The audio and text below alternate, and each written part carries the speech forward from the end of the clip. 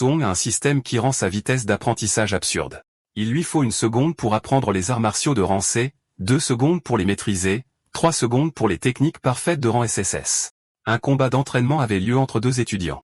Un coup de poing a atterri lourdement, et celui qui l'a reçu a aspiré une bouffée d'air en se plaignant que ça faisait un mal de chien. Il en a ri, disant que le point Vedra de Soong s'était clairement amélioré à nouveau et s'est demandé à voix haute s'il avait déjà atteint le micro-niveau. Soong est resté calme et a dit qu'il n'avait atteint le micro-niveau qu'il y a 2 jours. Dans ce monde, les arts martiaux étaient divisés en rangs, basique, compétent, micro-niveau, maîtrisé et parfait. Atteindre le micro-niveau plaçait déjà quelqu'un au-dessus de la plupart de ses pairs. L'autre étudiant ne pouvait s'empêcher de l'admirer, disant que rien qu'en se basant sur le point Vedra, personne d'autre dans leur classe ne pouvait rivaliser. Il a demandé si Soong avait fini de se reposer pour qu'il puisse continuer à s'entraîner. Mais la douleur de ce seul coup de poing persistait, et il n'avait aucune intention d'en encaisser un autre. Qualifiant Soong de fanatique de la cultivation, il l'a salué de la main et a dit qu'il rentrait chez lui pour manger. Avant de partir, il a poliment dit au revoir au professeur Lee. Le professeur Lee lui a rappelé de remettre ses vêtements en ordre avant de partir. Puis il s'est tourné vers Soong et l'a finalement attrapé, lui demandant pourquoi il n'avait toujours pas payé les 30 000 de frais d'inscription pour le département d'arts martiaux. Les inscriptions se terminaient le mois prochain. Soong a hésité et a demandé si on pouvait lui accorder quelques jours de plus. Le professeur Lee a soupiré, disant qu'il comprenait la situation familiale, mais que les règles étaient les règles et qu'il ne pouvait rien y faire.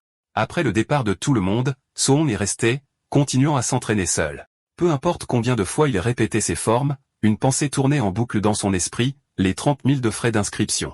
Ses souvenirs sont revenus. Quand il avait 3 ans, ses parents étaient morts lors d'un désastre causé par une bête féroce. Depuis lors, il vivait avec son oncle et sa tante. Après avoir découvert son talent pour les arts martiaux, ils avaient fait tout leur possible pour soutenir son entraînement. À une époque où les bêtes féroces erraient librement, les artistes martiaux gagnaient bien leur vie. Il s'était entraîné pour leur offrir une vie meilleure, mais maintenant, il avait l'impression de ne faire que leur compliquer la tâche. Plus tard, dans un coin tranquille, il est retourné à l'endroit exigu et délabré qu'il appelait sa maison.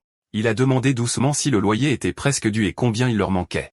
La voix de son oncle s'est fait entendre en premier, disant que le loyer pouvait attendre et que les frais d'inscription du petit oncle devaient être payés en premier. Sa tante a enchaîné, disant qu'avec un tel talent, Soong réussirait sûrement un jour, et qu'il ne pouvait pas se permettre de le retenir. Puis elle a ajouté, presque nonchalamment, qu'elle allait arrêter de prendre ses médicaments.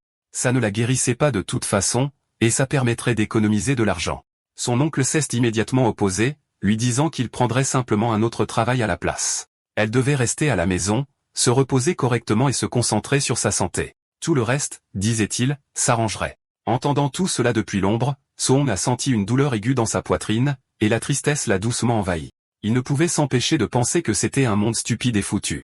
Il avait tordu sa vie en quelque chose qu'il pouvait à peine reconnaître. Partout où il regardait, les gens étaient avides. Si quelqu'un voulait simplement s'inscrire à quelque chose pour lequel il était doué, il devait quand même payer de l'argent pour ça, de l'argent qu'il n'avait aucun talent pour gagner. S'il avait vraiment été doué pour gagner de l'argent, il n'aurait probablement eu aucun talent pour les arts martiaux. Plus il y pensait, plus le monde lui semblait fou. Repoussant ses pensées, il a ouvert la porte et a annoncé qu'il était de retour. Sa tante, qui le traitait comme son propre fils, s'est immédiatement agitée autour de lui demandant pourquoi il s'était encore entraîné si tard et lui disant qu'il devait être épuisé. Soong a essayé de prendre en charge les corvées, lui disant qu'il s'en occuperait, mais elle l'a repoussé d'un geste, disant que ce n'était rien et qu'il devait aller se reposer pour ne pas être fatigué le lendemain. Son oncle l'a soutenu, lui disant d'écouter et d'aller se reposer rapidement. Soong est retourné dans sa chambre, mais le sommeil refusait de venir. Il est resté là, les yeux grands ouverts, ses pensées tournant en rond. Son oncle et sa tante avaient déjà tant sacrifié pour lui. Il ne pouvait pas continuer à laisser cela se produire. Cette fois, il résoudrait son propre problème. Pour qu'un artiste martial gagne des dizaines de milliers en quelques jours, il n'y avait qu'un seul endroit qui lui venait à l'esprit. Le lendemain même, une annonce bruyante a résonné dans les rues. Amis du public, bienvenue au défi de l'arène des apprentis martiaux, où seule la victoire ou la défaite compte, peu importe la vie ou la mort. C'était l'arène martiale souterraine. La voix de l'annonceur s'est élevée alors qu'il présentait le défenseur du ring du jour, un certain Monsieur Minotaur. S'il parvenait à gagner 4 combats d'affilée, il repartirait avec 60 000 en prix. Sinon, il n'obtiendrait rien. On a dit à la foule de regarder attentivement. Le public a immédiatement éclaté en chuchotements. Personne ne le reconnaissait. Certains ont deviné que c'était un débutant. D'autres se sont moqués, disant qu'un nouveau venu se lançant directement dans le défi de l'arène courtisait essentiellement la mort. Sur le côté, l'annonceur s'est penché et a dit aux gamins de montrer un peu de passion et de chauffer l'ambiance. Minotaur a semblé confus et a demandé comment il était censé faire ça. L'annonceur a soupiré et lui a dit de provoquer la foule, d'insulter un peu. C'était exactement pour ça que les débutants étaient un tel casse-tête. Minotaur a compris. Poussant un rugissement, il a crié qu'en dessous du niveau d'un artiste martial, il était invincible, appelant toutes les mauviettes à venir le combattre. La foule a explosé d'un coup. Certains l'ont maudit pour son arrogance absurde, tandis que d'autres ont ri et ont loué son cran. L'atmosphère est instantanément devenue électrique. Quelqu'un dans la foule a ricané que ce type ne saurait même pas comment il mourrait plus tard, ce qui n'a fait que mettre le feu aux poudres. Des acclamations ont éclaté de toutes parts. Certains ont crié que c'était bien, d'autres ont hurlé pour du sang, et quelques-uns ont simplement insulté le soi-disant Minotaur à plein poumon. Avec l'ambiance survoltée, l'annonceur a déclaré que le combat avait officiellement commencé. Derrière le masque de Minotaur, Soong est resté calme. Il pouvait clairement sentir la lourde intention meurtrière propre à l'arène souterraine. Malgré tout, c'était le moyen le plus rapide de rassembler assez d'argent pour les frais de scolarité. Tant qu'il pouvait gagner quelques rounds avec son point Vajra, ça en vaudrait la peine. Son premier adversaire s'est avancé, le traitant de morveux arrogant et disant qu'il allait jouer un peu avec lui. Soong a à peine prêté attention, ses yeux jaugeant calmement l'homme. L'élan de l'adversaire était puissant, mais ses appuis étaient instables. À première vue, gagner ne serait pas difficile. Le voyant dans la lune, l'adversaire a juré et a foncé droit sur lui avec un coup de poing. Soong l'a esquivé proprement, puis a balancé nonchalamment son autre main. Le coup a atterri en plein sur la mâchoire de l'homme, le renvoyant directement d'où il venait. Ensuite, l'annonceuse a instantanément perdu son sang-froid. Elle commençait déjà à adorer ce combattant masqué, se disant même en plaisantant qu'elle pourrait lui proposer un rendez-vous un jour. Riant dans le micro, elle a crié que Minotaur avait remporté sa première victoire. La foule a explosé de cris et d'acclamations excitées. Un deuxième challenger s'est présenté, se moquant que le dernier n'avait tout simplement pas eu de chance, mais que les choses seraient différentes cette fois. Soong a simplement répondu par un « je vous en prie » désinvolte tout en jaugeant calmement son adversaire. D'après sa carrure, la force du gars devait être correcte, parfait pour tester la véritable puissance de son point Vajra. L'homme a crié et s'est jeté en avant avec un lourd coup de poing. Soong l'a affronté de front. D'un seul coup de poing Vajra, il a brisé la force adverse. L'adversaire a crié de choc devant la puissance pure qui se cachait derrière.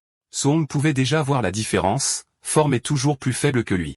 Après avoir encaissé une seule contre-attaque, il s'était trop appuyé sur le haut de son corps, laissant sa taille grande ouverte. Soong a enchaîné avec un coup de pied brutal, et l'homme a été projeté hors de la scène, tout comme le premier. L'arène est devenue folle. Certaines personnes ont juré d'incrédulité. D'autres ont crié qu'il était incroyablement fort. Ensuite, l'annonceuse a déclaré avec enthousiasme que Minotaur avait remporté 2 victoires consécutives. Les acclamations sont devenues encore plus fortes, presque assourdissantes. Dans un coin plus calme, quelques spectateurs bien habillés observaient avec des yeux perçants. L'un d'eux a marmonné que le gamin n'était même pas un quasi-artiste martial, pourtant sa force dépassait de loin la moyenne. Il n'y avait aucun doute là-dessus. Celui-ci était inhabituel. La voix de l'annonceuse a de nouveau retenti, déclarant la 3e victoire consécutive de Minotaur. Dans la zone d'observation, l'un des hommes qui regardait a commenté que le gamin était meilleur que les pires mais loin d'être le meilleur. Quelqu'un comme ça, a-t-il dit, était un matériau parfait pour truquer des combats. Derrière lui, un jeune homme masqué a pris la parole, disant qu'il allait s'en occuper. L'homme plus âgé lui a rappelé de ne pas révéler le fait qu'il avait déjà atteint le niveau d'artiste martial. Après avoir accumulé tant de victoires, Soong se sentait de plus en plus confiant. Les apprentis martiaux ordinaires n'étaient plus un grand défi pour lui. Avec son point Vajra au micro-niveau, gagner un combat de plus lui rapporterait la totalité des 60 000 du prix. Juste à ce moment-là, la foule s'est soudainement agitée. Les gens ont commencé à crier que Renard Blanc entrait réellement sur le ring. Au moment où le combattant masqué est apparu, l'arène a éclaté. Certains se sont exclamés que Renard Blanc était un quasi-artiste martial. D'autres ont protesté qu'un quasi-artiste martial combattant un apprenti martial était fondamentalement de la triche. Le cœur de Soong s'est légèrement serré. Un quasi-artiste martial, ce combat allait être problématique. Pourtant, reculer n'était pas une option. Il ne pouvait pas se permettre de perdre maintenant. Renard Blanc s'est arrêté devant lui et l'a étudié calmement avant de parler, lui disant de ne pas avoir peur. Il a même prétendu qu'il savait se retenir. La voix de l'annonceuse a de nouveau retenti, déclarant le combat final du défi de l'arène et criant que le combat commence. Les deux combattants ont explosé vers l'avant à toute vitesse. Soong a immédiatement senti l'écart entre leurs niveaux. Sa cultivation était plus faible, il n'avait donc pas d'autre choix que d'y aller à fond dès son premier mouvement. Son coup de poing a fusé vers l'avant, envoyant des ondes de choc visibles se propager dans l'air. La collision a secoué le ring alors que les deux camps affichaient une puissance effrayante. À l'instant où leurs poings se sont rencontrés, le cœur de Soong a raté un battement. Cette puissance, quelque chose n'allait pas. Son adversaire n'était pas du tout un quasi-artiste martial. C'était un véritable artiste martial qui avait délibérément réprimé sa vitalité. Une vague de tension a envahi Soong. Il ne s'était jamais attendu à ce qu'un monstre comme celui-ci apparaisse de nulle part. Renard Blanc a pris une profonde inspiration et a lancé une autre attaque, déchaînant le point de la charge du tonnerre. Un coup a suivi l'autre en succession rapide, chaque frappe plus lourde que la précédente. Sous l'assaut incessant, Song a été forcé de reculer, la douleur se propageant dans son corps. Alors c'était ça, la force d'un véritable artiste martial. La foule était stupéfaite. Quelqu'un a reconnu la technique, criant que c'était le point de la charge du tonnerre aux 3 échos. Personne ne s'attendait à voir une telle technique ici, et la surprise à elle seule valait le prix d'entrée. D'autres ont secoué la tête, disant que le Minotaure était fini. Pour eux, l'issue était déjà évidente. Pourtant, Renard Blanc ne montrait aucune intention de s'arrêter, ses attaques se poursuivant les unes après les autres, exploitant l'avantage sans pitié. Après un moment, Renard Blanc a clairement commencé à s'ennuyer. Il a dit à Minotaure que se défendre uniquement était inutile et l'a exhorté à riposter, disant qu'il voulait voir quelle force il avait vraiment. Pour l'instant, Minotaure ne pouvait rien faire d'autre que bloquer. Même à travers ses défenses, les coups de poing le déchiraient, la douleur se propageant à chaque impact. Si ça continuait, il savait qu'il perdrait à coup sûr. Il avait besoin d'une chance de contre-attaquer, mais les frappes de Renard Blanc étaient trop rapides et trop incessantes, ne laissant aucune ouverture. Puis Renard Blanc en a trouvé une lui-même, un coup de poing a fusé droit vers la mâchoire de Minotaure. L'impact l'a envoyé voler, et il s'est écrasé lourdement sur le sol. Allongé là, sa vision s'est brouillée alors que sa conscience commençait à s'évanouir. Avant qu'il ne puisse se remettre, Renard Blanc s'est approché et a parlé calmement. Il lui a dit qu'il ne toucherait pas une seule pièce du prix de ce combat, mais que son maître était prêt à l'inviter. Si Minotaure acceptait de truquer des combats pour eux à l'avenir, il lui paierait l'équivalent du prix de ce combat. Même avec le pied de Renard Blanc appuyé sur son visage, Minotaure a refusé sans hésitation. Il a dit qu'il ne ferait jamais quelque chose d'aussi éhonté. Renard Blanc a été brièvement déconcerté. Il ne s'attendait pas à un rejet aussi ferme. Retrouvant son calme, il l'a averti de bien réfléchir, disant que les refusés avaient un prix qu'il ne pouvait pas se permettre. Minotaure a rétorqué, demandant si les gens qui faisaient des choses comme ça méritaient vraiment de s'appeler des artistes martiaux. C'en était assez. Renard Blanc a dit qu'il n'y avait plus rien à discuter.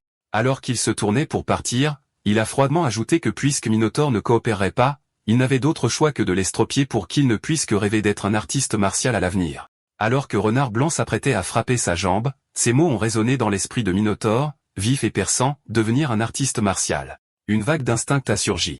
Il s'est dérobé au dernier moment, évitant de justesse le coup. Il ne pouvait pas se permettre d'être estropié. Se forçant à se relever, Minotaure est retourné au combat. Renard Blanc a regardé avec surprise Minotaure se stabiliser, les yeux brûlants.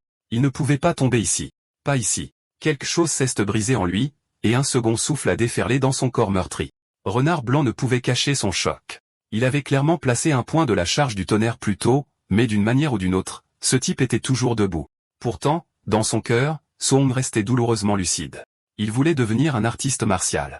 Il ne pouvait pas permettre que les sacrifices que son oncle et sa tante avaient faits pendant toutes ces années soient gaspillés. Il voulait leur offrir une belle vie, mais cela signifiait-il vraiment qu'il devait abandonner tout ce qu'un artiste martial était censé défendre? La réponse est venue presque instantanément. Ce genre d'avenir était quelque chose qu'il n'accepterait jamais.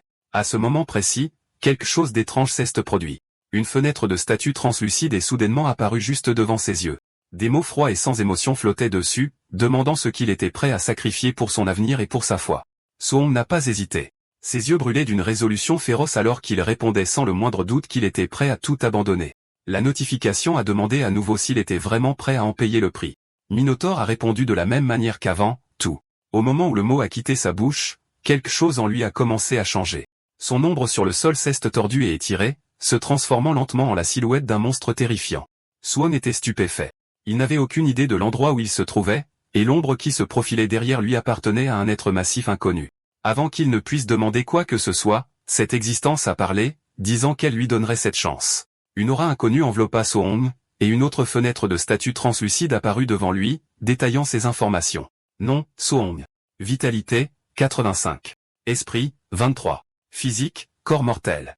Mission, la voix de la reine. Compétence martiale, point de Vajra. Niveau micro, 7%. Paume de lumière flottante, compétent, 35%. Pas du vide, compétent, 56%. Valeur martiale, 0. Song le regarda, incrédule. On aurait vraiment dit que ça affichait toutes ses caractéristiques. Sur un coup de tête, il tendit la main et toucha la section des missions, se demandant à moitié si ça fonctionnait comme un écran tactile. À l'instant où il le fit, une nouvelle notification apparut. Mission aléatoire, la voix de la reine. Description de la mission, la route pour devenir une puissance est semée d'épines. Joueurs, veuillez perfectionner vos arts martiaux ici et vous occuper de Renard Blanc qui attend dans le monde extérieur. Objectif, affûter vos arts martiaux. Élevez le point de Vajra au niveau maîtrisé, et élevez la paume de lumière flottante et le pas du vide au niveau micro. Récompense de mission, guide du débutant. Progression actuelle, point de Vajra, niveau micro. Note, accomplir cette mission débloquera le guide du débutant. Guide du débutant, avant qu'il ne puisse réfléchir davantage, un point fusa soudainement droit vers son visage. Soong esquiva instinctivement. Quand il releva la tête, il se figea. Debout devant lui se tenait quelqu'un qui lui ressemblait trait pour trait. Le clone se déplaçait avec une forme parfaite en utilisant le point de Vajra avec un niveau de subtilité qui surpassait de loin le sien. Chaque mouvement était standard et précis, comme tout droit sorti d'un manuel. Avec un exemple aussi parfait juste devant lui, il ne pouvait en aucun cas laisser passer cette opportunité. Alors qu'il échangeait des coups avec le clone, une prise de conscience le frappa. Ce n'était pas juste un combat. C'était une démonstration. Au milieu de l'échange, il remarqua autre chose. Sa maîtrise du point de Vajra avait bondi. Elle était à 7% avant, mais maintenant elle avait déjà atteint 10%. L'amélioration était incroyablement rapide. Alors c'était ça. Cet endroit lui permettait d'améliorer rapidement ses compétences martiales. Il a continué à se battre, à apprendre et à s'ajuster à chaque affrontement. Sa maîtrise grimpait de plus en plus haut jusqu'à ce qu'elle atteigne finalement 100%. Sa paume de lumière flottante atteignit la maîtrise totale, et d'un seul coup, il envoya le clone voler au loin. Son pas du vide suivit, atteignant également la maîtrise totale. Même le point de Vajra était perfectionné. L'épuisement le rattrapa enfin. Respirant lourdement, Soong se redressa et fit un signe de tête sincère. Merci beaucoup. Une notification retentit, félicitant le joueur d'avoir accompli la mission de la voix de l'arène. Les récompenses avaient déjà été distribuées, et le système lui demanda s'il acceptait de retourner à la réalité. Soong n'hésita pas et choisit oui. L'instant d'après, il était de retour dans l'arène, portant à nouveau le masque du Minotaure, face à Renard Blanc. Renard Blanc chargea immédiatement, ricanant que le Minotaure faisait toujours semblant d'être mystérieux, et déchaîna une autre série de points foudroyants. Tout comme avant, les coups étaient rapides et féroces, porteurs d'une puissance terrifiante.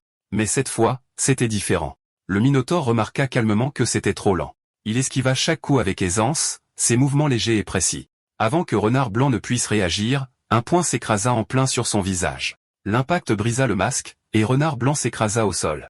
L'arène entière se figea. La foule regardait, incrédule, la bouche bée. Le Minotaure se tenait droit sur le ring tandis que Renard Blanc gisait immobile à ses pieds. Le Minotaure demanda calmement quand il recevrait la prime, puisqu'il avait gagné le 4e match.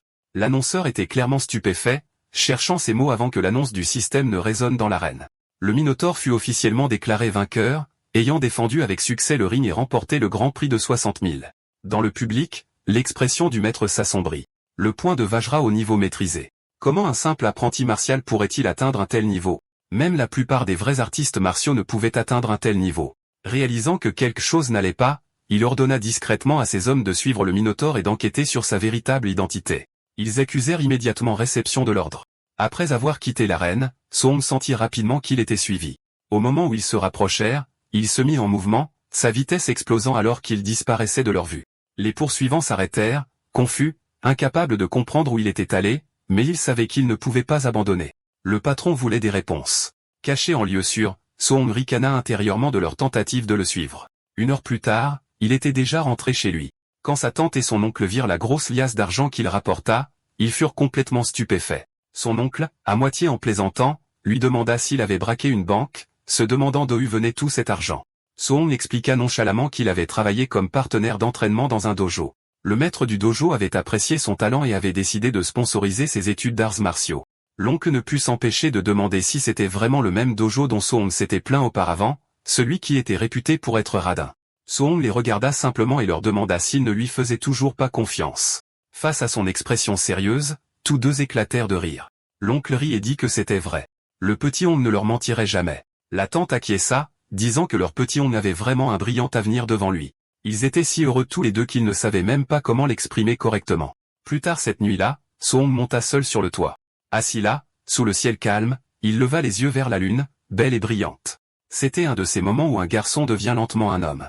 Il repassa mentalement tout en revue. Les frais d'inscription à l'examen d'arts martiaux étaient réglés. Le loyer était payé.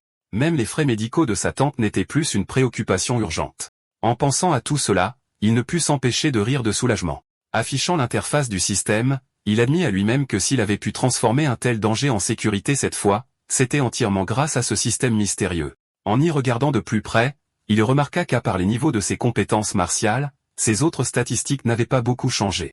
Son regard s'attarda sur une chose en particulier, la valeur martiale. Alors voilà à quoi ça servait. Une nouvelle notification apparut, indiquant qu'il avait vaincu un adversaire de plus haut niveau et gagné 57 points de valeur martiale. La valeur martiale pouvait être utilisée pour augmenter la vitalité et les compétences martiales, mais elle l'avertit de l'utiliser avec prudence. Soong décida d'essayer tout de suite. Au moment où il ajouta des points à sa vitalité, une vague d'énergie brûlante explosa dans son corps, comme des flammes rugissant dans ses veines. Il vérifia rapidement les chiffres. Sa vitalité avait atteint 90. C'était déjà le niveau d'un quasi-artiste martial. Sans hésitation, il choisit d'investir toute la valeur martiale restante dans la vitalité. Le nombre continuait de grimper, et à chaque augmentation, sa force physique devenait plus évidente. Son corps se sentait plus léger, plus fort et bien plus vivant qu'avant. Sous le clair de lune, Soong serra les poings, sentant les changements s'installer. Ce n'était que le début. Après s'être un peu calmé, Soong se murmura à lui-même que ce n'était pas seulement sa force physique qui s'était améliorée. Même les blessures qui couvraient son corps étaient presque complètement guéries, et tout son corps se sentait rempli d'une puissance infinie. Avec de l'énergie à revendre, il ressentit l'envie de tester correctement sa force actuelle. Il sauta de toit en toit, se déplaçant avec légèreté, et pensa bientôt à un bon endroit où aller. Le terrain d'entraînement de l'école avait un testeur de puissance de combat. Ça ferait l'affaire. Peu de temps après, il arriva au terrain d'entraînement extérieur du lycée numéro 1 de Star City. L'endroit était calme et un unique testeur de puissance de combat de niveau 1 se trouvait là, dans l'obscurité. Rassemblant sa vitalité flamboyante, Soong fit rouler ses épaules et décida de se retenir, prévoyant de n'utiliser que 70% de sa force. Quand son poing frappa la machine, l'impact retentit sèchement. Pendant une fraction de seconde, son cœur sursauta en sentant la lourdeur du coup. Puis il réalisa que quelque chose n'allait pas. Le testeur produisit des étincelles et s'éteignit. Il le fixa, abasourdi, et commença immédiatement à s'inquiéter. La qualité de ce truc était bien trop médiocre. Est-ce qu'il allait le lui faire payer? Décidant qu'il valait mieux ne pas rester dans les parages, il se retourna pour partir. À ce moment-là, une voix retentit derrière lui, demandant qui faisait tant de bruit au milieu de la nuit. Soong n'attendit pas pour savoir. Il détala. Peu après, un concierge furieux accourut et vit la machine en ruine. Jurant bruyamment, il exigea de savoir quel salaud s'était faufilé sur le terrain d'entraînement et avait démoli le testeur. Dans sa rage, il marmonna que seuls ces deux sales gosses fauteurs de troubles, Chinchan et Liduo, pouvaient être capables d'une chose pareille. Grinçant des dents, il jura qu'une fois l'école commencée, il s'assurerait de bien les éduquer. Le gymnase du lycée numéro 1 de Star City était bondé. Les élèves remplissaient l'endroit de mur à mur, et Soong était mêlé à eux. En attendant, il entendit quelqu'un mentionner que Chinchan s'était fait tabasser, ce qui attira immédiatement son attention. Curieux, il demanda ce qui s'était passé. Quelqu'un à proximité dit avoir entendu que Chinchan avait démoli le testeur de puissance de combat sur le terrain d'entraînement extérieur au milieu de la nuit et avait ensuite refusé de l'admettre. À cause de cela, le directeur l'avait puni sur le champ. En entendant cela, Soong se sentit un peu mal à l'aise. Il s'avère que quelqu'un d'autre avait porté le chapeau pour son bazar. En même temps, il ne pouvait s'empêcher de se sentir soulagé. S'il l'avait vraiment attrapé, il n'aurait jamais eu les moyens de payer ce testeur. Avant qu'il ne puisse y penser, la voix de l'annonceur résonna dans le hall, demandant à tout le monde de se calmer. Il annonça qu'il avait invité un de ses anciens camarades, un artiste martial de niveau 3 nommé Chan Tian, pour enseigner à tous un art martial de rang C, le point du tonnerre foudroyant, et demanda aux élèves de l'apprendre correctement. Le gymnase explosa instantanément. Certains élèves crièrent que c'était la première fois qu'ils voyaient un artiste martial de niveau 3 en personne. D'autres s'exclamèrent que les arts martiaux de rang C enseignés dans les dojos extérieurs coûtaient généralement des centaines de milliers, rien qu'en frais de scolarité. Mais au moment où Soong entendit le nom, ses yeux s'illuminèrent. Point du tonnerre foudroyant. C'était le même art martial que Renard Blanc avait utilisé dans l'arène souterraine. Un seul coup de poing produisant l'impact de 3, sa puissance était indéniable. À l'extérieur, même les frais d'inscription pour apprendre quelque chose comme ça coûterait une fortune. Il n'allait en aucun cas laisser passer cette opportunité. Chintian ne perdit pas de temps en bavardage. Il dit aux élèves qu'il ferait la démonstration de la technique 10 fois du début à la fin, et ce qu'il apprendrait dépendrait entièrement d'eux-mêmes. Puis il s'avança, ajusta sa posture et commença. Avec un cri de « point du tonnerre foudroyant », son poing jaillit. L'élan était féroce et écrasant, le son du tonnerre roulant à travers le gymnase. Il expliqua tout en faisant la démonstration qu'au niveau de base, un coup de poing produisait un coup de tonnerre. Au niveau compétent, 3 sons. Au niveau micro, 5. Au niveau maîtrisé, 7 sons, ce qui était son domaine actuel. Alors qu'il terminait la démonstration, 7 sons tonitruants consécutifs résonnèrent, laissant l'air vibrer. Après avoir dépensé autant d'aura, Chung Tian fit une pause pour réguler sa respiration. Il ajouta ensuite qu'au royaume parfait, on pouvait produire 9 sons de tonnerre. Néanmoins, il leur dit de ne pas viser trop haut. S'ils pouvaient ne serait-ce que maîtriser les bases aujourd'hui, ce serait déjà bien suffisant. Après une courte pause, Shun Tian annonça qu'il allait commencer la deuxième démonstration et dit à tout le monde d'essayer de suivre. Le gymnase se remplit rapidement d'élèves criant des cris de guerre maladroits en copiant ses mouvements du mieux qu'ils pouvaient. Les heures passèrent en un clin d'œil. Un par un, les élèves commencèrent à s'effondrer d'épuisement. Certains se plaignaient de ne pas y arriver du tout. D'autres gémissaient d'être complètement épuisés. Quelques têtus continuaient de s'entraîner, demandant si quelqu'un avait compris le truc, même si leur corps implorait clairement pitié. Un des amis de Sohong essuya sa sueur et soupira, disant que les arts martiaux de Rancé étaient tout simplement trop difficiles à apprendre. Alors qu'il regardait autour de lui, il réalisa soudain que Sohong n'était nulle part en vue. Pendant un instant, il se demanda si Sohong l'avait déjà appris d'une manière ou d'une autre, mais se demanda ensuite où il aurait pu aller. À ce moment-là, un rire excité retentit à proximité. Quelqu'un annonça fièrement qu'il avait réussi à atteindre le niveau de base. L'ami se retourna et vit Shin-chan debout, l'air content de lui. Une vague de jalousie le submergea. Pas étonnant que tout le monde traite Shin-chan de génie. Comment son cerveau était-il fait, exactement? Le directeur s'avança rapidement, présentant Shin-chan comme le génie numéro 1 de l'école et demanda à Shin-tian s'il était intéressé à le guider davantage. Les élèves s'attroupèrent immédiatement autour de lui, couvrant Shin-chan de louanges et le traitant de vrai prodige. Shin-tian, cependant, n'était pas impressionné. Il remarqua nonchalamment que cela comptait à peine comme du génie. Dans d'autres villes, atteindre ce niveau n'était rien de plus que la moyenne. Le groupe se déplaça à l'extérieur pendant que leur conversation se poursuivait. Shin-tian se plaignit au directeur que cette promotion d'élèves n'était pas du tout impressionnante, rendant le voyage inutile. Au fond de lui, il soupçonnait que l'école s'était trop concentrée sur l'admission d'élèves riches plutôt que talentueux. Pourtant, pour sauver les apparences, il se réconforta en pensant qu'au moins un élève avait atteint le niveau de base, et qu'il avait été bien payé pour sa visite.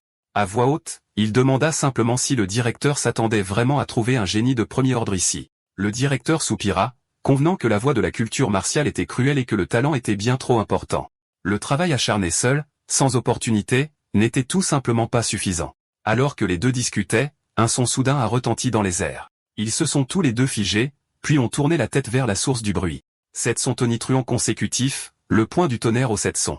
Leurs visages ont changé instantanément. Ils se sont exclamés avec incrédulité, se demandant comment l'école pouvait avoir quelqu'un capable d'un tel niveau. Le proviseur était encore plus stupéfait. Il a dit que c'était impossible. Il n'avait jamais entendu parler d'une telle personne dans l'école. Ce n'est qu'à ce moment-là que le proviseur a réalisé autre chose. Il ne reconnaissait même pas cet élève. Après tout, le gamin n'avait payé aucun frais supplémentaires. Son regard se fixa sur les vêtements, et son cœur fit un bond. Cet uniforme l'identifiait clairement comme un élève. Le choc fut brutal. Si les choses s'étaient passées comme il le voulait, cet élève n'aurait probablement même pas eu le droit d'assister au cours. Et pourtant, même Shin-tian était abasourdi. Il marmonna qu'il n'avait enseigné qu'une demi-journée, et pourtant quelqu'un avait déjà atteint le niveau de maîtrise. L'esprit du proviseur s'est vidé. Il demanda s'il avait mal entendu. 9 sons?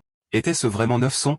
Shin-tian ne pouvait même plus parler. Il se tenait là en silence, les émotions si fortes qu'il avait envie de pleurer. Le proviseur n'était pas en meilleur état. Il n'aurait jamais imaginé que quelqu'un sans argent puisse posséder un talent aussi terrifiant. Voyant Shin-tian figé sur place, le proviseur lui demanda ce qui n'allait pas. Shin-tian expira finalement et dit qu'il comprenait maintenant. Tout prenait soudainement son sens. Sans un mot de plus, il ajusta sa posture et lança son propre poing du tonnerre. L'air explosa. 8 sons tonitruants retentirent. Le proviseur faillit sursauter. 8 sons? Shin-tian avait fait une percée. Shin-tian fixa son propre poing, l'excitation brillant sur son visage. Il a dit que voir ce point du tonnerre à l'instant lui avait donné l'inspiration qui lui manquait depuis toutes ces années. Sans cela, il n'aurait peut-être jamais fait de percée dans cette vie. Mais la réalité le rattrapa. Ce n'était pas le moment de célébrer. Shin-tian dit au proviseur de se dépêcher de trouver cet élève. Le proviseur reprit ses esprits et se mit à courir. Malheureusement, quand ils arrivèrent sur place, la personne était déjà partie. Quant à Sohong, il avait déjà obtenu ce pourquoi il était venu. En s'éloignant, il se dit que cultiver un art martial de Rancé était bien plus épuisant que le point Vajra de Randé. Son point du tonnerre avait déjà atteint le royaume parfait. Maintenant, la prochaine étape était de trouver comment gagner plus de points de valeur martiale et percer pour devenir un véritable artiste martial au plus vite. Un combat à mort comme dans l'arène souterraine n'était pas une option à chaque fois. S'il pouvait gagner de la valeur martiale par des combats d'entraînement normaux, ce serait bien mieux. Peu de temps après, il arriva à son lieu de travail, le dojo du tonnerre naissant. C'était l'endroit. À l'intérieur, les élèves s'entraînaient comme d'habitude. Quand ils le virent, quelqu'un demanda pourquoi il était venu aujourd'hui. Sohong répondit nonchalamment qu'il ne se passait pas grand-chose, et qu'il était juste venu s'entraîner. À ce moment-là, un bruit sourd retentit dans la salle. Un élève fut projeté au sol. Debout au-dessus de lui, un autre gars ricana en disant que si quelqu'un osait prétendre qu'il enseignait mal, il devrait d'abord admettre son propre manque de compréhension au lieu de chercher des excuses. Soong jeta un coup d'œil et demanda ce qui se passait là-bas. Quelqu'un à proximité expliqua que Soong n'était pas beaucoup venu ces derniers temps, donc il ne pouvait pas savoir ce qui se passait. Le maître de cet élève était un nouvel instructeur, très fort apparemment, mais il méprisait les gens ordinaires comme eux et enseignait de manière très superficielle. En plus de ça, son disciple, un type nommé Lian, était aussi extrêmement fort. Au moment où il parlait, un autre élève fut jeté à terre. Lian le regarda de haut et ricana, disant qu'avec un tel niveau, il osait le défier. Avant que les choses ne dégénèrent, Sion s'interposa et attrapa le poignet de Lian, lui disant que ça suffisait. Lian le foudroya immédiatement du regard, exigeant de savoir qui il était et lui disant de le lâcher. S'il avait le courage, Li dit qu'il pourrait régler ça correctement dans l'arène, en 1 contre 1. Sion ne recula pas et accepta calmement. À ce moment-là, une voix s'interposa, demandant ce que c'était que tout ce bruit et annonçant que le cours allait commencer. Lian retira sa main et ricana que Sion avait de la chance cette fois-ci. En le regardant partir, Sion ne put s'empêcher de penser que ce type était bien trop arrogant. Peu après, l'instructeur prit la parole, annonçant qu'aujourd'hui était le dernier jour où il enseignerait la technique de la lance de la mer déchaînée. Comme d'habitude, il ne la démontrerait qu'une seule fois. Alors qu'il prenait sa posture, l'instructeur ne croyait manifestement pas que quiconque puisse l'apprendre en une seule démonstration. Pourtant, Soong observait avec une concentration intense. Pour lui, une fois suffisait. Ses yeux se fixèrent sur chaque mouvement alors que la lance fendait l'air. Lorsque la démonstration se termina, l'instructeur se tourna pour partir en disant que ce qu'il apprendrait dépendait entièrement d'eux-mêmes. Des plaintes éclatèrent immédiatement. Certains élèves qualifièrent la démonstration unique d'arnaque. D'autres se plaignirent que ceux du dernier rang ne pouvaient même pas voir clairement. Soong, cependant, en avait déjà saisi l'essence. La lance bougeait comme un dragon des inondations piétinant la mer, son élan avançant comme des vagues sans fin. Saisissant lui-même une lance, il commença à bouger, répliquant parfaitement ce qu'il venait de voir. Pendant un instant, tout le monde se tut. Puis les exclamations fusèrent. Les gens regardaient avec incrédulité, criant que Sion l'avait réellement appris. D'autres marmonnèrent que c'était la première fois qu'ils voyaient un tel prodige des arts martiaux, tandis que certains se demandaient amèrement s'il était simplement trop stupide pour le comprendre. Attiré par le bruit, Lian revint, demandant avec un ricanement qui avait soi-disant appris la technique. Puis il vit Sion.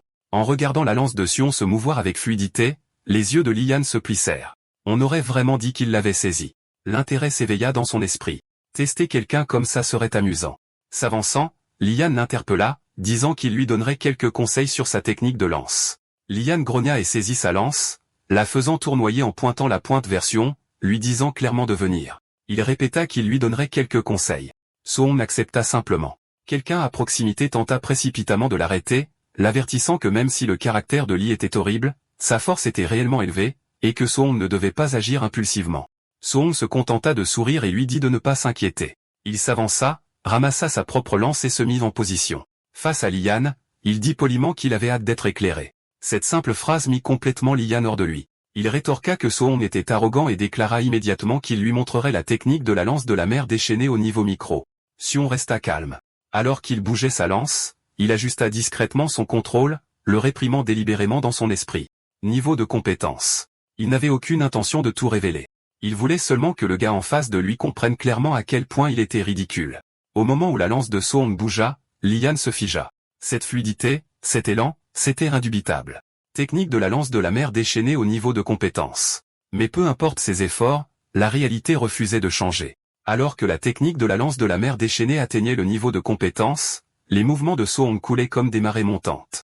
Au moment où il exécuta la forme, l'adversaire se figea, incrédule. Il ne pouvait pas croire ce qu'il voyait. Un simple apprenti martial, quelqu'un qui n'était même pas encore un véritable artiste martial, avait réellement cultivé la technique de la lance de la mer déchaînée jusqu'au niveau de compétence. C'était quelque chose que même de nombreux pratiquants expérimentés ne pouvaient pas accomplir. Pourtant, la scène devant lui était indéniablement réelle. Une notification du système clignota devant les yeux de Soong, adversaire de niveau supérieur vaincu.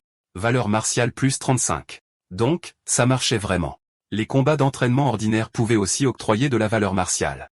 Cela signifiait qu'il n'avait pas besoin de risquer sa vie constamment. Il pouvait devenir plus fort de manière constante grâce à des combats appropriés. Pendant ce temps, l'esprit de l'adversaire était en plein chaos. Impossible. Absolument impossible. Je me suis entraîné pendant des années, et pourtant il a atteint ce niveau en si peu de temps. Alors à quoi ont servi tous mes efforts? L'incrédulité l'écrasa.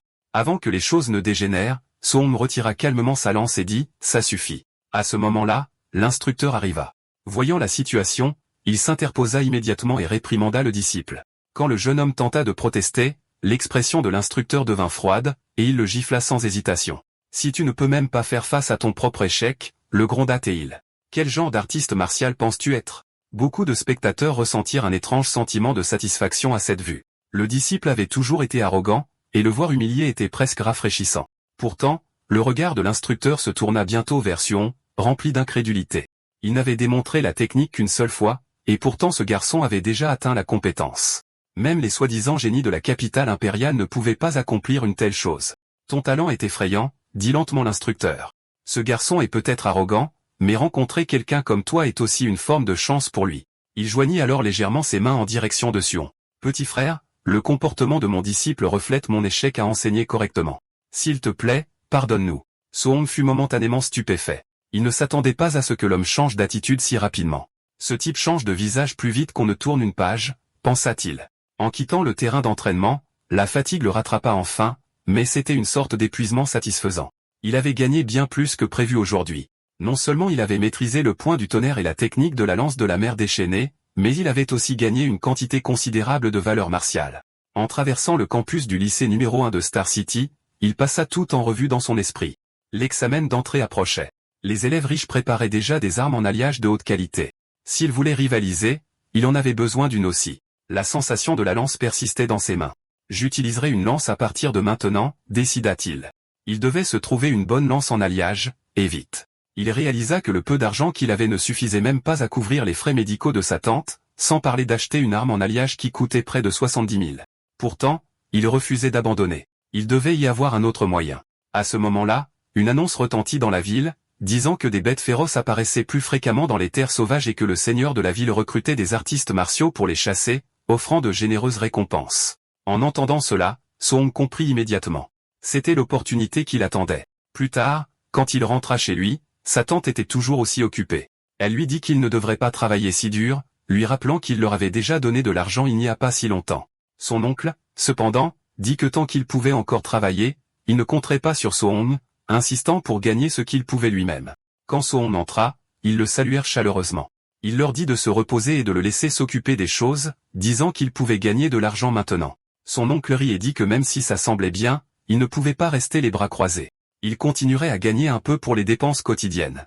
Sa tante sourit également, disant qu'il devait économiser autant que possible pour que Suon puisse se concentrer sur sa cultivation à l'avenir. En entendant tout cela, Suon sentit une douleur oppressante dans sa poitrine.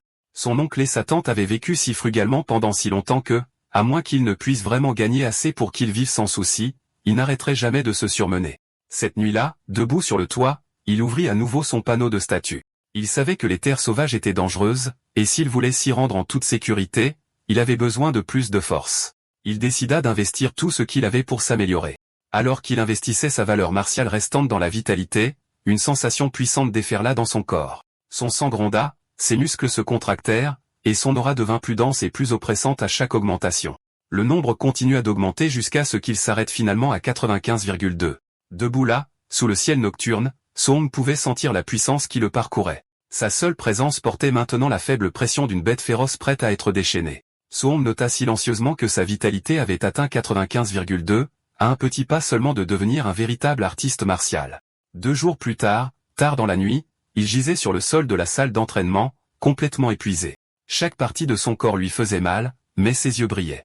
Ses compétences martiales avaient tout atteint leur apogée. Point du tonnerre, lance de la mer déchaînée, point de Vajra et paume de lumière flottante, tous perfectionnés. Il laissa échapper un long soupir en pensant qu'il l'avait enfin fait. 2 jours entiers de cultivation ininterrompue avaient payé. Maintenant, il était temps de passer à autre chose. Le lendemain matin, il se mit en route pour la base des artistes martiaux de Star City. Quand il arriva, il ne put s'empêcher de s'arrêter, émerveillé. Même s'il avait vu cet endroit d'innombrables fois aux informations, se tenir ici en personne était complètement différent. Les artistes martiaux étaient partout, remplissant les rues d'une présence puissante. En avançant, ses yeux balayèrent le grand panneau d'affichage public. Bête féroce non classée, 300 pièces étoile bleue. Bête féroce de niveau 1, stade précoce, 1000 pièces étoile bleue. Niveau 1, stade intermédiaire, 3000 pièces étoile bleue. Niveau 1, stade avancé, 5000 pièces étoile bleue. En lisant la liste, Suon fronça légèrement les sourcils. La règle en dessous stipulait que seule l'oreille gauche de la bête serait acceptée comme preuve. Sans elle, aucune récompense ne serait accordée. Si primitif, pensa-t-il, surpris par la grossièreté du système. À proximité, il remarqua un homme au comptoir qui disait quelque chose comme « Mademoiselle, s'il vous plaît, aidez-moi à calculer la valeur de ceci ». L'homme portait un sac qui contenait clairement des oreilles de bête coupées. À ce moment-là, une agitation éclata à l'entrée. Quelqu'un cria aux gens de s'écarter en disant que le jeune maître Yi était arrivé. La foule s'écarta instinctivement. Soong jeta un coup d'œil et remarqua immédiatement la silhouette arrogante qui entrait à grands pas. Quelque chose chez cet homme lui semblait étrangement familier. Ses sourcils se froncèrent. Cette présence, elle lui rappelait quelqu'un. Autour de lui, des chuchotements éclatèrent. Sans son oncle qui est responsable ici, il aurait été battu à mort depuis longtemps. J'ai entendu dire qu'il s'est fait salement amocher il y a quelques jours. C'est bien fait pour lui. Vraiment, pas étonnant qu'il se soit fait si discret ces derniers temps. Suwang écouta tranquillement puis leva de nouveau les yeux, son regard croisant celui de l'autre homme un bref instant. Un éclair de reconnaissance passa entre eux. L'atmosphère se tendit subtilement. Suwang ne put s'empêcher de penser que le vrai danger n'était pas seulement les bêtes féroces là dehors, mais aussi les gens. Il se rappela de rester prudent quoi qu'il arrive. Alors qu'il sortait, quelqu'un le regarda et fit une remarque, disant qu'il avait l'air jeune et lui demanda si c'était la première fois qu'il allait seul dans la nature sauvage. Suwang donna juste une réponse brève et continua de marcher. Derrière lui, cette personne secoua la tête et marmonna que c'était encore un gamin ignorant qui courait à sa mort. Une fois dans la nature sauvage, Suwang observa les environs. La forêt était luxuriante et calme, presque paisible. Pourtant, il se rappela de ne pas baisser sa garde. Il se dit qu'il devait revenir avec des résultats. Il ne pouvait pas se permettre de revenir les mains vides. 2 heures passèrent alors qu'il s'enfonçait plus profondément. Il but un peu d'eau et fronça les sourcils. Il n'avait pas encore vu une seule bête féroce. Il se demanda si toutes les bêtes près de la zone extérieure avaient déjà été éliminées. Avec cette pensée, il accéléra le pas et s'enfonça plus profondément dans la forêt. Puis soudain, son expression changea. Juste en face de lui se tenait une silhouette massive, une bête féroce. Elle était énorme.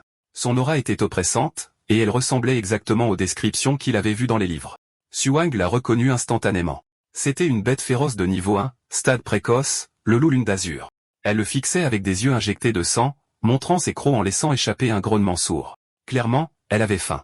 Alors que la bête se tendait et se préparait à bondir, Suwang prit une profonde inspiration et se stabilisa. Le combat était sur le point de commencer.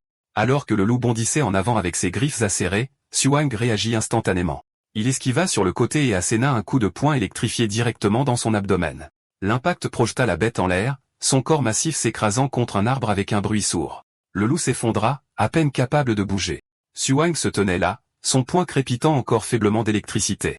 Il regarda ses mains tremblantes, sentant la puissance persistante déferler dans son corps. Il ne put s'empêcher de penser que combattre de vraies bêtes féroces était bien plus exaltant que tout ce qu'il avait connu. Abattre une bête de niveau 1, stade précoce, d'un seul coup fit bouillir son sang d'excitation. S'il pouvait gérer cela si facilement, il se demanda comment il s'en sortirait contre une bête de niveau 1, stade intermédiaire. Au moment même où cette pensée lui traversa l'esprit, un mouvement soudain attira son attention. Des ombres derrière lui, une silhouette massive émergea. Un grognement sourd et menaçant gronda à travers la forêt alors qu'une immense silhouette apparut. C'était une autre bête, bien plus grande, bien plus dangereuse. Une bête féroce de niveau 1, stade intermédiaire, un ours noir enragé. L'ours chargea, croyant manifestement avoir trouvé une proie facile. Mais avant qu'il ne puisse porter son attaque, un éclair de mouvement le frappa de plein fouet. Un puissant coup infusé de foudre s'abattit sur son corps, l'envoyant s'écraser au sol. Suwang se tenait là où il était, calme et stable. C'était son coup de poing qui avait abattu la bête. Il expira lentement, réalisant à quel point sa force avait augmenté. Avec sa puissance actuelle, tant qu'il ne rencontrait pas une bête féroce de niveau 2, il ne serait pas en grand danger. Cela signifiait une autre récompense assurée, 3000 de prime. Alors que cette pensée lui traversait l'esprit, une notification du système apparut, l'informant que sa valeur martiale accumulée était maintenant suffisante pour percer et devenir un artiste martial. Le cœur de Soong s'emballa. Il était enfin sur le seuil. Mais avant qu'il ne puisse célébrer, un rugissement terrifiant résonna dans la forêt, bien plus oppressant que tout ce qu'il avait ressenti auparavant. La pression seule lui fit picoter la peau. Son expression changea instantanément. Il se tourna vers la source du son, les yeux plissés. Quoi que ce soit qui ait poussé ce rugissement était bien plus fort que tout ce qu'il avait affronté jusqu'à présent. La curiosité et la prudence se battaient dans son esprit, mais à la fin, la curiosité l'emporta. Il se dirigea prudemment vers la source. Bientôt, il atteignit une formation rocheuse massive et grimpa pour mieux voir. Ce qu'il vit lui coupa le souffle. Une silhouette colossale se tenait en dessous, un serpent massif aux écailles noires enroulé parmi les arbres, une bête féroce de niveau 1, stade avancé, un python de jade noir. Son corps était énorme, et son aura était terrifiante. À proximité, plusieurs personnes le combattaient déjà, mais elles perdaient clairement. Un par un, ils étaient projetés en l'air, complètement surclassés. Xuang regarda la scène, le cœur battant. C'était d'un tout autre niveau. Xuang ressentit soudain un vif sentiment de danger. Presque instantanément, il bondit de côté, et c'était la bonne décision. La bête massive frappa là où il venait de se tenir. Sa queue hérissée de pointes s'abattit avec une force terrifiante, mais la créature n'était manifestement pas satisfaite. Elle détestait que sa proie se soit échappée. Xuang eut à peine le temps d'atterrir qu'il dut bondir à nouveau, évitant de justesse un autre coup de balayage. Malgré tout, la vitesse pure de l'attaque l'effleura quand même, envoyant une secousse à travers son corps. Il réalisa à quel point cette créature était vraiment rapide. En se stabilisant, il remarqua quelqu'un d'autre à proximité, déjà grièvement blessé et incapable de bouger. Mettant de côté sa propre douleur, Xuang attrapa l'arme de la personne tombée. Il marmonna qu'il l'emprunterait un moment et se retourna vers la bête. Le python massif se cabra, les mâchoires grandes ouvertes alors qu'il se préparait à frapper à nouveau. Xuang évita de justesse l'attaque, roulant sur le côté juste à temps. Alors qu'il retrouvait son équilibre, ses pensées s'emballèrent. Une bête féroce de niveau 1, stade avancé, nécessitait normalement plusieurs artistes martiaux travaillant ensemble pour être abattus, pourtant il avait déjà atteint le point où il pouvait en affronter une de front. Il réalisa que c'était parce que toutes ses compétences martiales avaient atteint l'état de perfection. Utilisant son pas du vide parfait, il filait sur le champ de bataille, esquivant les attaques de la bête à une vitesse aveuglante. Puis il lança une contre-attaque, projetant sa lance en avant avec la technique de la lance de la mer en furie. Le coup perça la peau de la bête, lui arrachant un rugissement furieux. Le python se débattit violemment, enragé par la douleur. Xuang ne céda pas. Il frappa à nouveau, ses mouvements fluides et précis, forçant la créature massive à entrer en frénésie. Pourtant, il connaissait la vérité. Son corps était énorme, et porter un seul coup décisif ne serait pas facile. La différence de taille rendait difficile la frappe d'un point vital. Tout en manœuvrant, il se rappela de rester patient. Il devait d'abord l'affaiblir et attendre la bonne ouverture. À ce moment-là, la bête attaqua de nouveau, son corps massif s'abattant sur lui avec une force écrasante. En réponse, Xuang déchaîna son poing du tonnerre, parfaitement exécuté. La force explosive entra en collision frontale avec l'attaque de la bête, l'arrêtant net. L'onde de choc se propagea dans l'air alors que les deux silhouettes chancelaient en arrière, le combat étant loin d'être terminé. Xuang savait qu'une fois qu'il avait porté un coup réussi, il ne pouvait pas se permettre de s'attarder. Il devait immédiatement reculer, prendre de la distance et chercher une autre ouverture. Une seule erreur serait fatale. C'était le prix à payer pour affronter une créature comme celle-ci.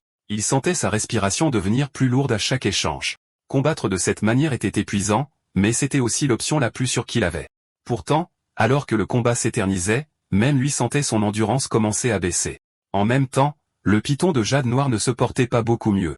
Ses mouvements devenaient lents, sa respiration rauque et irrégulière. Xuang réalisa que la bête approchait aussi de ses limites.